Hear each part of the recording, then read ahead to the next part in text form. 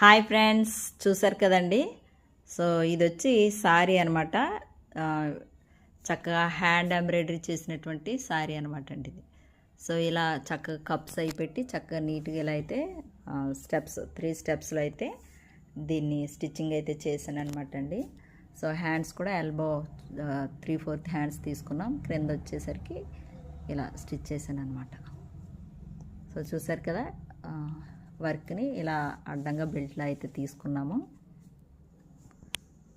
So front అయితే ఇలా వస్తుంది.